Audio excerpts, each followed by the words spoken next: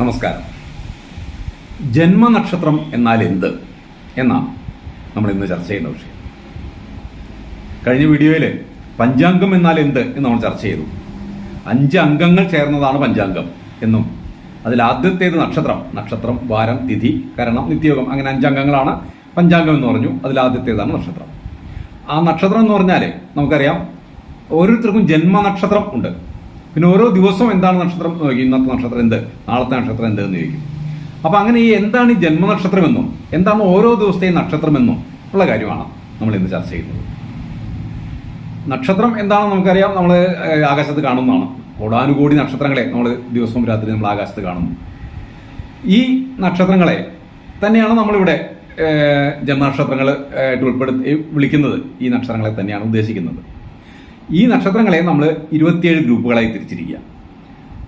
ആ 27 ഗ്രൂപ്പിൽ ഓരോ ഗ്രൂപ്പിനും പറയുന്ന പേരാണ് അശ്വതി മുതലായി രേവതി വരെയുള്ള 27 നക്ഷത്രങ്ങൾ എന്ന് പറയുന്നത്. ഓരോ നക്ഷത്രവും നക്ഷത്ര സമൂഹങ്ങളാണ്. ആകാശത്ത് കാണുന്ന കോടാനുകോടി നക്ഷത്രങ്ങൾ ഓരോ സമൂഹങ്ങളായിട്ടാണ് നമ്മൾ ഇവിടെ കാണുന്നത്. നമുക്ക് 27 നക്ഷത്രങ്ങളെയാണ് നമ്മൾ 27 നക്ഷത്ര സമൂഹങ്ങളായിട്ട് സ്വീകരിച്ചിരിക്കുന്നത്. ഈ നക്ഷത്ര സമൂഹത്തെ കോൺസ്റ്റലേഷൻ എന്നാണ് ഇംഗ്ലീഷ് പറയുക. പാശ്ചാത്യ ലോകം 88 കോൺസ്റ്റലേഷൻസിനെ നക്ഷത്ര സമൂഹങ്ങളെ കണ്ടെത്തി അംഗീകരിച്ചിട്ടുണ്ട്. പുരാതന ഗ്രീക്ക് പണ്ഡിതന്മാർ 48 നക്ഷത്ര സമൂഹങ്ങളെ കുറിച്ച് പഠിച്ചിരുന്നു. അതിനുശേഷം 40 നക്ഷത്ര സമൂഹങ്ങളെ കൂടി കോൺസ്റ്റലേഷൻസിനെ കൂടി കണ്ടെത്തി 88 കോൺസ്റ്റലേഷൻസ് നക്ഷത്ര സമൂഹങ്ങൾ ആണെന്ന് ആധുനിക ശാസ്ത്രത്തിൽ പറയും. നമ്മളിവിടെ ഇതേ നക്ഷത്ര സമൂഹത്തെ എങ്ങനെ കാണുന്നു, എങ്ങനെ അത് ജന്മനക്ഷത്രമാകുന്നു, ഈ ആകാശത്ത് കാണുന്ന നക്ഷത്രം എങ്ങനെ ജന്മനക്ഷത്രമാകുന്നു എന്നുള്ളതാണ് നമ്മളിവിടെ ചർച്ച ചെയ്യുന്ന വിഷയം. അതിന് ഈ ഒരു ചാർട്ടിന്റെ സഹായത്തോടെ നമുക്കൊന്ന് പഠിക്കാൻ ശ്രമിക്കാം. ഇവിടെ ഈ നടുവിൽ കാണുന്നതാണ് ഭൂമി. ഭൂമിക്ക് ചുറ്റും കാണുന്ന ആകാശം. നമ്മൾ ഭൂമി സൂര്യനെ ചുറ്റുമാണെന്ന് നമുക്കറിയാം. സൂര്യനാണ് സൗരയൂഥത്തിന്റെ കേന്ദ്രം. ഭൂമി സൂര്യനെ ചുറ്റുന്നു.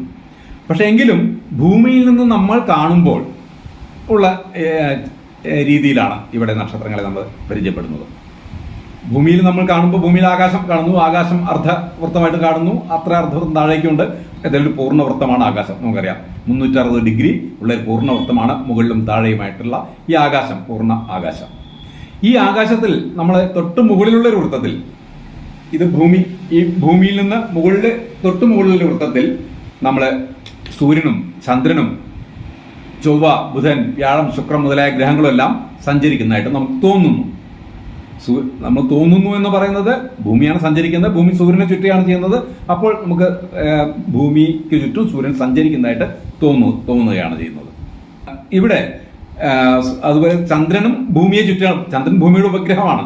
അപ്പൊ ചന്ദ്രൻ ഭൂമിയെ ചുറ്റിക്കൊണ്ട് സൂര്യനെ ചുറ്റുന്നു. അപ്പോൾ നമുക്ക് ഭൂമിയിൽ നിന്ന് കാണുമ്പോൾ ചന്ദ്രനും ഭൂമിയെ ചുറ്റുന്നതായിട്ട് നമുക്ക് അനുഭവപ്പെടുന്നു. അങ്ങനെ സൂര്യനും ചന്ദ്രനും ചൊവ്വ മുതലായ ഗ്രഹങ്ങളുമെല്ലാം ഭൂമിയെ ചുറ്റുന്നതായിട്ട് നമുക്ക് തോന്നുന്നു. ആ തോന്നൽ നമുക്ക് ഇവിടെ നമ്മൾ കാഴ്ചയായിട്ട് അനുഭവപ്പെടുന്നത് ഭൂമിയിൽ നിന്ന് അധികം അകലെയല്ലാതെ ഒരു ആകാശവൃത്തത്തിലാണ്. ഈ ആദ്യത്തെ ഒരു ആകാശവൃത്തം, ഭൂമിയിൽ നിന്ന് തൊട്ട് മുകളിലുള്ള ഒരു ആകാശവൃത്തത്തെ, ആ ആകാശവൃത്തം നമ്മൾ 12 ഭാഗമാക്കി തിരിച്ചു.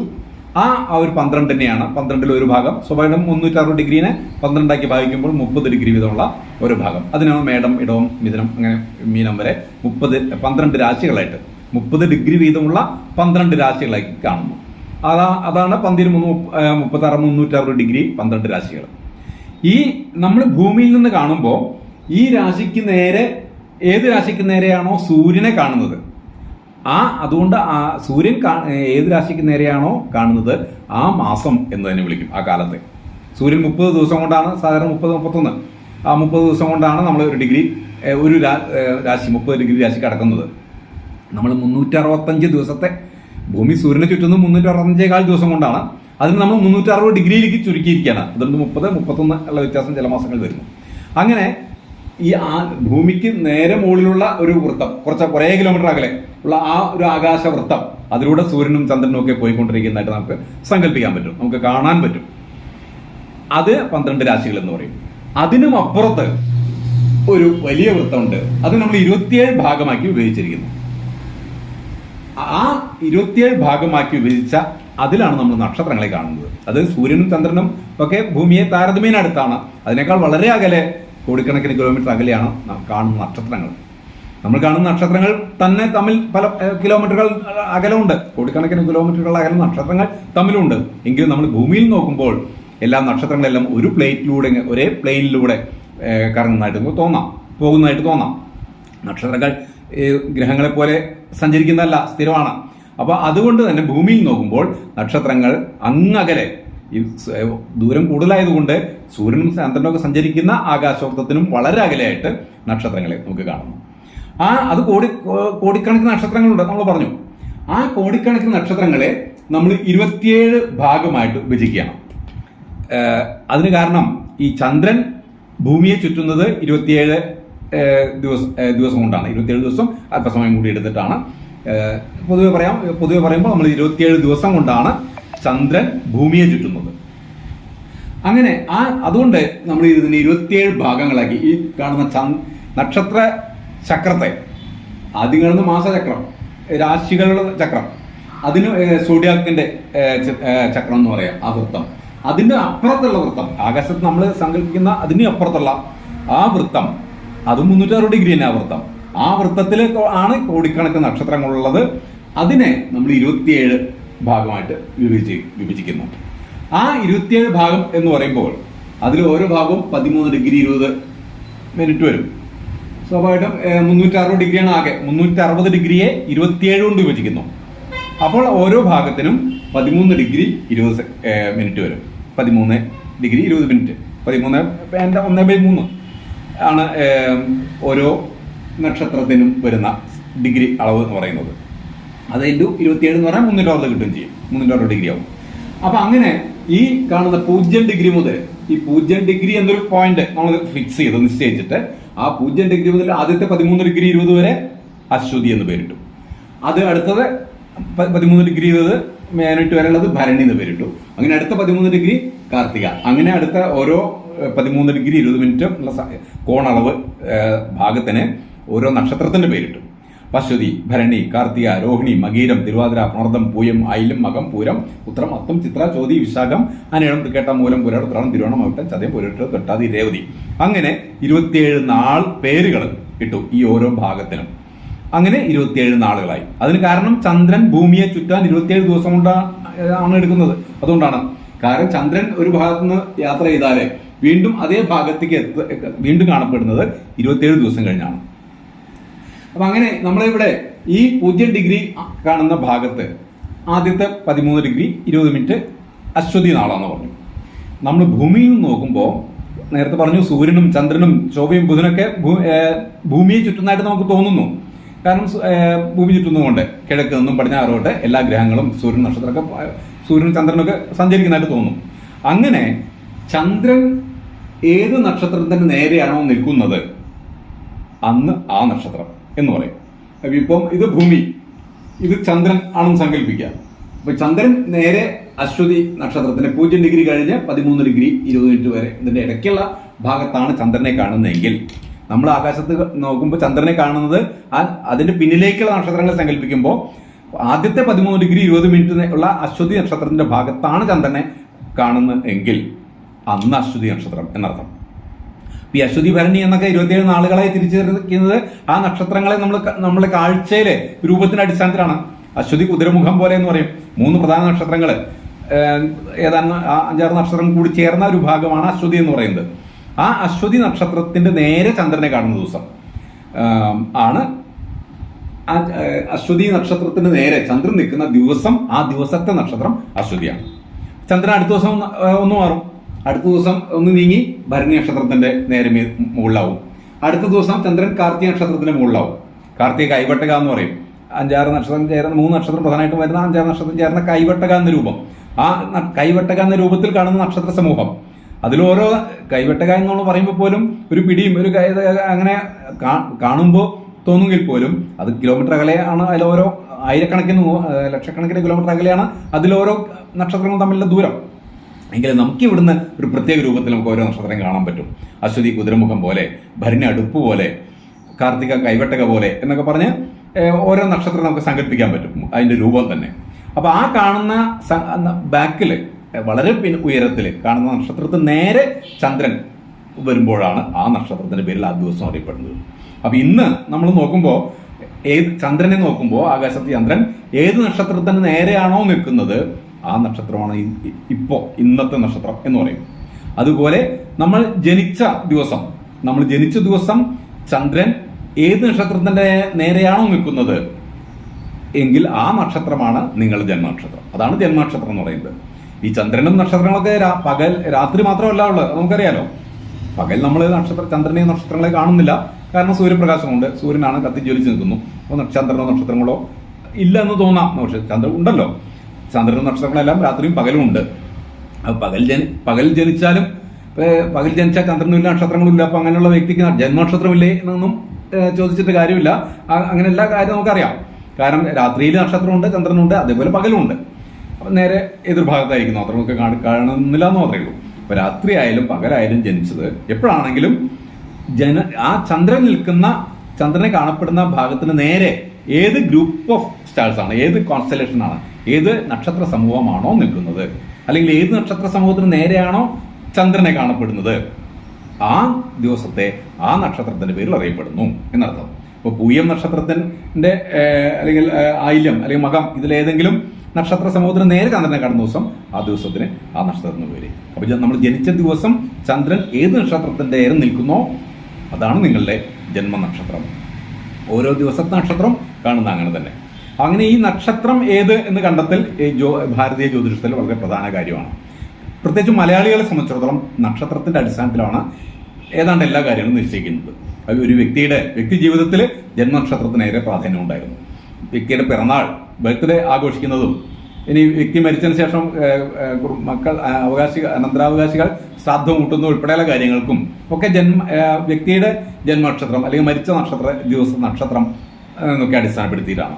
ഏതായാലും നക്ഷത്രം വളരെ പ്രധാനമാണ്. ഉത്തരേന്ത്യയിൽ ഒരുപക്ഷെ നക്ഷത്രത്തെക്കാൾ തിഥിക്ക് പ്രാധാന്യം വരും. എങ്കിൽ പോലും കേരളത്തിലെ നക്ഷത്രത്തിന് പ്രാധാന്യമുണ്ട്. ഉത്തരേന്ത്യയിൽ എന്നല്ല, ഭാരതത്തിൽ മുഴുവൻ നക്ഷത്രത്തിന് അതിൻ്റെതായ പ്രാധാന്യമുണ്ട്. കേരളത്തിൽ അതിനേക്കാൾ വളരെയേറെ പ്രാധാന്യമുണ്ട് എന്നർത്ഥം. അപ്പൊ അതാണ് ജനിച്ച ദിവസം ചന്ദ്രൻ ഏത് നക്ഷത്രത്തിന് നേരെ നിൽക്കുന്നു എന്നുള്ളതാണ് നമ്മൾ മനസ്സിലാക്കേണ്ടത്. ഇത് തികച്ചും ശാസ്ത്രീയമാണ്. ഇന്ന് അശ്വതി നാളാണെന്ന് പറഞ്ഞാൽ അത് ഏതെങ്കിലും ജ്യോതിഷത്തിലെ അന്ധവിശ്വാസം എന്ന് പറയേണ്ടതല്ല. കാരണം ഇന്നത്തെ ദിവസം ചന്ദ്രൻ എന്ന ഭൂമിയുടെ ഉപഗ്രഹം, ഭൂമിക്ക് ചുറ്റുമുള്ള സ്വാഭാവിക ഉപഗ്രഹം നിൽക്കുന്നത് അതിന്റെ നേരെയുള്ള അശ്വതി എന്ന നക്ഷത്രം, ഇപ്പം ആൽഫ ബീറ്റ ഗാമ ഉൾപ്പെടെയുള്ള കോൺസ്റ്റലേഷൻസ് ആണ് അശ്വതി നക്ഷത്രമായിട്ട് പറയപ്പെടുന്നത്. ആ അശ്വതി എന്ന നക്ഷത്ര സമൂഹത്തിന് നേരെ ചന്ദ്രൻ നിൽക്കുന്നു എന്ന് മാത്രമേ അതിനർത്ഥമുള്ളൂ. ഇന്ന് അശ്വതിയാണെന്ന് പറഞ്ഞാൽ അത് തികച്ചും ശാസ്ത്രീയമാണ്. ആധുനിക ശാസ്ത്രത്തിനും അനുസരിച്ചുള്ളത് തന്നെയാണ്. ഇന്ന് അശ്വതി നക്ഷത്രമാണെന്ന് പറഞ്ഞാൽ ചന്ദ്രൻ എവിടെ നിൽക്കും, ചന്ദ്രന്റെ പൊസിഷനാണ് കൃത്യം അറിയുന്നത്. അത് നക്ഷത്രം എന്ന് പറഞ്ഞാൽ ചന്ദ്രന്റെ സ്ഥാനമാണ്. നമ്മൾ ജനിച്ച ദിവസത്തെ അല്ലെങ്കിൽ നമ്മൾ ഉദ്ദേശിക്കുന്ന ദിവസത്തെ ചന്ദ്രൻ എവിടെ നിൽക്കുന്നു, ചന്ദ്രന്റെ സ്ഥാനം സൂചിപ്പിക്കുന്ന വാക്കാണ് നക്ഷത്രം, അല്ലെങ്കിൽ സൂചിപ്പിക്കുന്ന സങ്കല്പമാണ് നക്ഷത്രം. നമ്മൾ ജനിച്ച ദിവസം ആ സമയത്ത് ചന്ദ്രൻ എവിടെ നിൽക്കുന്നു, നമ്മൾ ഈ പ്രപഞ്ചത്തിൽ കൃത്യമായി ഏത് പോയിന്റിൽ നിൽക്കുന്നു എന്ന് വ്യക്തമാക്കുന്ന സംഭവമാണ് ജന്മനക്ഷത്രം എന്ന് പറയുന്നത്. പണ്ട് ഈ നക്ഷത്രത്തെ അടിസ്ഥാനപ്പെടുത്തിയിട്ടാണ് മറ്റു പല കാര്യങ്ങളും ചെയ്തിരുന്നത്. നമ്മൾ ഈ ഓരോ നക്ഷത്രത്തിനെ അടിസ്ഥാനപ്പെടുത്തിയാണ് ഞാറ്റുവേല കണക്കാക്കുന്നത്. അതനുസരിച്ചാണ് കൃഷികളെല്ലാം നടത്തിയിരുന്നത്. നമ്മൾ മറ്റൊരു വീഡിയോയിൽ പറഞ്ഞിട്ടുണ്ട് ഞാറ്റുവേലകളെ കുറിച്ച്.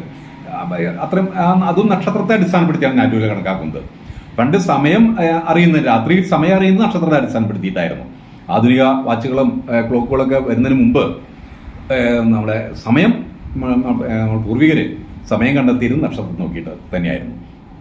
ഓരോ നക്ഷത്രവും ഉദിക്കുന്നത് ഇത്ര സമയത്തൊന്നുണ്ട്. നമ്മൾ അശ്വതി മുതൽ 27 നക്ഷത്രമാണുള്ളതെന്ന് പറഞ്ഞു. ഈ 27 നക്ഷത്രവും ഒരു തവണ നമ്മളെ ഈ ആകാശവൃത്തത്തിലൂടെ കടന്നു പോകാൻ ഒരു കൊല്ലം എടുക്കും.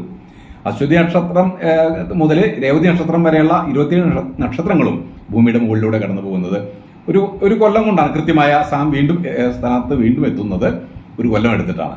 കാരണം ഭൂമി സൂര്യനെ ചുറ്റുന്നത് ഒരു കൊല്ലം കൊണ്ടാണല്ലോ. അതുകൊണ്ട് തന്നെ ഈ ഗ്രഹങ്ങളിൽ നമുക്ക് ഈ കാണുന്ന അങ്ങേ അറ്റത്തെ ചക്രവും ആകാശചക്രവും ഒരു തവണ മുഴുവൻ നക്ഷത്രങ്ങളും കറങ്ങി തിരിഞ്ഞു വരാൻ ആദ്യം കാണുന്ന നക്ഷത്രം വീണ്ടും അതേ സ്ഥാനത്ത് തന്നെ അതേ സമയത്ത് തന്നെ കാണണമെങ്കിൽ ഒരു കൊല്ലം തന്നെ എടുക്കും. അങ്ങനെ നമുക്ക് ആകാശത്തെ എല്ലാ നക്ഷത്രങ്ങളും കാണണമെങ്കിൽ നമുക്ക് നേരിട്ട് കാണാം, കണ്ണുകൊണ്ട് കാണാൻ പറ്റും അശ്വതി ഏത്, ഭരണി ഏത്, കാർത്തിക ഏത് എന്നൊക്കെ. പക്ഷെ അശ്വതി എന്നൊരു നക്ഷത്രത്തെ ഒരു ദിവസം ആകാശത്ത് ഒരു പോയിന്റിൽ കണ്ടാൽ പിന്നെ കൃത്യമായി അതേ പോയിന്റിൽ തന്നെ കാണുന്നത് അടുത്ത ഇതേ സമയത്താണ്, ഒരു കൊല്ലം കഴിയുമ്പോഴാണ് നടത്തുന്നത്. അങ്ങനെ പണ്ടുള്ളവര് ഈ നക്ഷത്രത്തിന്റെ സ്ഥാനം നോക്കിയിട്ട് എവിടെ നിൽക്കുന്നു എന്ന് നോക്കിയിട്ടാണ് രാത്രി സമയം കണ്ടെത്തിയിരുന്നു. പകൽ സൂര്യന്റെ വെളിച്ചത്തില് നിഴൽ അളന്നിട്ട് നിഴലിന്റെ അടി അളന്നിട്ട് സമയം കണ്ടെത്തും. രാത്രിയിലെ നക്ഷത്രം എവിടെ നിൽക്കുന്നു എന്ന് നോക്കിയിട്ട്, ഇപ്പൊ നക്ഷത്രം നോക്കിയ നക്ഷത്രവാക്യങ്ങളുണ്ട്, അതിനു പുറമെ നക്ഷത്രം പാട്ടുകളുണ്ട്. എന്നാൽ ഏത് നക്ഷത്രമാണോ തലയ്ക്ക് നേരെ മുകളിൽ നിൽക്കുന്നത്, ആ തലയ്ക്ക് നേരെ മുകളിൽ വടക്കോട്ട് തിരിഞ്ഞു നിന്ന് നോക്കുമ്പോൾ തലയ്ക്ക് നേരെ മുകളിൽ ഏത് നക്ഷത്രമാണോ നിൽക്കുന്നത് അതിനനുസരിച്ച് സമയം കണ്ടെത്തുന്ന രീതിയാണ് പണ്ടുണ്ടായിരുന്നത്. അങ്ങനെ നക്ഷത്ര പാട്ടുകള് കാർത്തിക നാൾ പൂ ചിങ്ങം തന്നിൽ കീർത്തി വളർന്നൊരു 3:45 എന്നൊക്കെ പറഞ്ഞ് നാടൻ ഈരടികളുണ്ട്, വായ്ത്താരികളുണ്ട്. ഓരോ നക്ഷത്രവും തലയ്ക്ക് മുകളിൽ വരുമ്പോൾ ഇത്ര നാഴിക വിനാഴികയായിരിക്കും എന്ന് നമുക്ക് ഏതാണ്ട് കൃത്യമായിട്ട് തന്നെ പറയാൻ പറ്റും. ആ ഏത് രാശിയാണോ ഉദിച്ചിരിക്കുന്നത് അല്ലെങ്കിൽ ഏത് രാശിയിലെ എത്ര നാഴിക ചെയ്യുന്നുണ്ടാവും എന്ന് കൃത്യമായിട്ട് പറയാൻ പറ്റും. അപ്പം അർദ്ധരാത്രിയാണോ അല്ലെങ്കിൽ 10 മണിയാണോ 11 മണിയാണോ 12 മണിയാണോ അല്ലെങ്കിൽ പുലർച്ചെയായോ മുതലായ കാര്യങ്ങൾ ഉദിക്കാൻ എത്ര നാഴികയുണ്ട് എന്നൊക്കെ നമുക്ക് ഈ നക്ഷത്രത്തെ നോക്കിയിട്ട് പറയാൻ പറ്റുമായിരുന്നു, ഏതാണ്ട് കൃത്യമായിട്ട് പറയാൻ പറ്റുമായിരുന്നു. വളരെ സൂക്ഷ്മം ഇന്നത്തെ എന്ന് പറയാൻ പറ്റില്ല, കാരണം ഇന്നത്തെ ക്വാർട്സ് വാച്ചുകളോ അല്ലെങ്കിൽ ആധുനിക ഡിജിറ്റൽ വാച്ചുകളോ ഒന്നും അതൊക്കെ വളരെ കൃത്യമായിട്ട് പറയുന്നു, കുറേ കൂടി കൃത്യമാണല്ലോ നമുക്കറിയാം. ക്വാർട്സ് വാച്ചുകൾ, ആധുനിക ഡിജിറ്റൽ വാച്ചുകൾ വളരെ മിനിറ്റ് സെക്കൻഡ് അതിനപ്പുറമുള്ള എല്ലാം വളരെ സൂക്ഷ്മമായിട്ട് പറയുന്നു. അത്രയും സൂക്ഷ്മം എന്ന് പറയാൻ പറ്റില്ലെങ്കിൽ പോലും ഏതാണ്ട് സൂക്ഷ്മമായി തന്നെ നക്ഷത്രങ്ങൾ നോക്കി സമയം അറിയാൻ വേണ്ടി ഉള്ള വഴികൾ നമ്മൾ പൂർവികരെ കണ്ടുവച്ചിട്ടുണ്ട്, കുറിച്ചും വെച്ചിട്ടുണ്ട്. അതിലത്ര വാക്യങ്ങളൊന്നാണ് കാർത്തിക നാൾ പൂ ചിങ്ങം തന്നിൽ കീർത്തി വളർന്നൊരു 3:45. അതുപോലെ നാടൻ ഈരടികൾ, വായ്ത്താരികളാണ്. ഓരോ നാളും നട്ടുച്ചയ്ക്കെത്തുമ്പോൾ, നട്ടുച്ച തലയ്ക്ക് നേരെ മുകളിൽ എത്തുമ്പോൾ ഇത്ര സമയമായിട്ടുണ്ടാവും എന്ന് കണക്കാക്കുന്ന രീതി. അപ്പം അത് പറഞ്ഞു വരുന്നത് അങ്ങനെ നക്ഷത്രങ്ങളെ അടിസ്ഥാനമാക്കി കൃഷിപ്പണി ചെയ്തിരുന്ന ഞാറ്റുവേലയെ കണ്ടെത്തി കൃഷി ചെയ്തിരുന്നത് നക്ഷത്രങ്ങളെ അടിസ്ഥാനപ്പെടുത്തിയാണ്. രാത്രി സമയം നോക്കിയിരുന്ന നക്ഷത്രം അടിസ്ഥാനപ്പെടുത്തിയാണ്. നമ്മൾ വ്യക്തികളുടെ ജന്മനക്ഷത്രം അടിസ്ഥാനപ്പെടുത്തിയാണ് പിറന്നാൾ ആഘോഷിക്കുന്നു. മരിച്ച ദിവസം നക്ഷത്രം അടിസ്ഥാനപ്പെടുത്തി ശ്രാദ്ധവും മുതലായ കാര്യങ്ങൾ ചെയ്യുന്നു. ക്ഷേത്രങ്ങളിലും ഉത്സവങ്ങൾ ഒക്കെ നക്ഷത്രത്തെ അടിസ്ഥാനപ്പെടുത്തിയാണ് കൊടിയേറുന്നത്, ഉത്സവം നടത്തുന്നതെല്ലാം നക്ഷത്രത്തെ അടിസ്ഥാനപ്പെടുത്തിയാണ് മിക്കയിടത്തും. നമ്മുടെ കേരളത്തിന്റെ ദേശീയോത്സവമായ ഓണം ചിങ്ങമാസത്തിൽ തിരുവോണ നക്ഷത്രം അടിസ്ഥാനപ്പെടുത്തിയാണ്. ചിങ്ങം എന്ന സോഡിയാക്കിന് നേരെ സൂര്യൻ വരുമ്പോൾ ഉള്ള കാലമാണ് ചിങ്ങമാസം. ആ മാസത്തിൽ ചന്ദ്രൻ തിരുവോണം എന്ന നക്ഷത്രത്തിന് നേരെ ചന്ദ്രൻ നിൽക്കുന്ന ആ ദിവസം ആണ് തിരുവോണ നക്ഷത്രം. അപ്പം ചിങ്ങമാസത്തിൽ തിരുവോണം എന്നാണോ വരുന്നത് അന്ന് നമ്മുടെ കേരളത്തിലെ ദേശീയോത്സവമായ ഓണം. അപ്പൊ അങ്ങനെ വിവിധ തുറകളിൽ നമ്മുടെ സമൂഹത്തിന്റെ വിവിധ കാര്യങ്ങളിൽ, വ്യക്തി ജീവിതത്തിലും സമൂഹത്തിന്റെ കാര്യങ്ങളിലും സാമൂഹിക കാര്യങ്ങളിലും എല്ലാം ഇന്നും നക്ഷത്രത്തിന് ഏറെ പ്രാധാന്യമുണ്ട്, ആചാരപരമായ കാര്യങ്ങൾ പ്രത്യേകിച്ചും. അപ്പം ഈ സൂര്യന്റെയും ചന്ദ്രന്റെയും കൂടിയും അടിസ്ഥാനപ്പെടുത്തിയാണ് നമ്മളിവിടെ ജന്മനക്ഷത്രം കണക്കാക്കുന്നത്. നമ്മൾ ഇംഗ്ലീഷ് രീതി അനുസരിച്ച് ഇംഗ്ലീഷ് വർഷത്തിലെ ഡേറ്റ് അനുസരിച്ച് നമ്മൾ പിറന്നാൾ ആഘോഷിക്കുന്ന രീതിയുണ്ട്. ജൂലൈ 25 പിറന്നാൾ, അല്ലെങ്കിൽ ഓഗസ്റ്റ് 12 പിറന്നാൾ എന്നൊക്കെ പറയുമ്പോൾ അത് സോളർ രീതി, സൗരം ആണത്. സൂര്യന്റെ സ്ഥാനം നോക്കി മാത്രമാണ് അവിടെ പിറന്നാൾ നിശ്ചയിക്കുന്നത്. നമ്മൾ ജനിക്കുന്ന ദിവസം സൂര്യൻ എവിടെയായിരുന്നോ അതേ സ്ഥലത്ത് സൂര്യൻ വീണ്ടും വരുമ്പോൾ നമ്മൾ പിറന്നാൾ ആഘോഷിക്കുന്നു. അതാണ് ഡേറ്റിന് പിറന്നാൾ ആഘോഷിക്കുന്നത്. ഓഗസ്റ്റ് 31 അടുത്ത കൊല്ലം ഓഗസ്റ്റ് 31 സൂര്യൻ കൃത്യം അതേ സ്ഥാനത്തായിരിക്കും. പക്ഷേ ചന്ദ്രൻ അതേ സ്ഥാനത്തായിരിക്കണമെന്നില്ല. അപ്പം ചന്ദ്രൻ നമ്മൾ ജനിക്കുന്ന സമയത്ത് ഏത് നക്ഷത്രത്തിന് നേരെയാണോ, സൂര്യനും അന്ന് ഏത് നക്ഷത്രത്തിന് ഏത് സോഡിയാക് സൈനിന് നേരെയാണോ അത് രണ്ടും കൂടി ഒരുമിച്ച് വരുന്ന സമയം ആണ് നമ്മൾ ജന്മനക്ഷത്രം, ജന്മമാസത്തിൽ ജന്മനക്ഷത്രം കണക്കാക്കുന്നത്. അത് ലൂനിക് സോളറാണ്, ചന്ദ്രവും സൗരവും കൂട്ടി ഇണക്കിയിട്ടുള്ള പിറന്നാൾ രീതിയാണ്. അപ്പം ആ രീതിയിൽ നമ്മൾ പിറന്നാൾ കാണുമ്പോൾ നമ്മൾ ജനിച്ച ദിവസത്തെ പോലെ ഏതാണ്ട് സൂര്യന്റെ സ്ഥാനം കറക്റ്റ് ആയിരിക്കും, ആ 30 ഡിഗ്രിക്കുള്ളിലായിരിക്കും. പിന്നെ ചന്ദ്രന്റെ സ്ഥാനം കൃത്യമായിരിക്കും. ചന്ദ്രൻ അന്ന് കണ്ട അതേ നക്ഷത്രത്തിന് നേരെ നിൽക്കുന്ന ദിവസമായിരിക്കും. അങ്ങനെയാണ് പിറന്നാൾ കണക്കാക്കുന്നത്. അപ്പൊ ചുരുക്കി പറഞ്ഞാൽ ജന്മനക്ഷത്രം എന്ന് പറഞ്ഞാൽ ജനിച്ച ദിവസം ചന്ദ്രൻ ഏത് നക്ഷത്രത്തിന് നേരെയാണോ ഭൂമിയിൽ നിന്ന് നോക്കിയപ്പോൾ കണ്ടത്, അല്ലെങ്കിൽ അതാണ് ആ നക്ഷത്രം ആണ് ജന്മനക്ഷത്രം. ഓരോ ദിവസത്തെയും നക്ഷത്രങ്ങൾ തന്നെ ആ ദിവസം ചന്ദ്രൻ ഏത് നക്ഷത്രത്തിന് നേരെ കാണുന്നുവോ ആ നക്ഷത്രം അന്നത്തെ നക്ഷത്രം, ആ ദിവസത്തിന്റെ നക്ഷത്രം. ഇതിന്റെ ഈ ദിവസം നക്ഷത്രത്തെ അടിസ്ഥാനത്തിൽ കുറെ ഫലങ്ങൾ പറയുന്ന രീതി പ്രഡിക്റ്റീവ് അസ്ട്രോളജിയിലുണ്ട്. അത് ഇത്രയും പറഞ്ഞ കാൽക്കുലേറ്റീവ് അസ്ട്രോളജിയുടെ ഭാഗമാണ്, ഗണിതമാണ്, കണക്കാണ്. ഇത് വെച്ചിട്ട് നമുക്ക് ഓരോ നക്ഷത്രം ജനിക്കുന്നവര് എന്നെ സ്വഭാവക്കാരായിരിക്കും എന്നൊക്കെ പറയുന്ന പ്രഡിക്റ്റീവ് അസ്ട്രോളജി.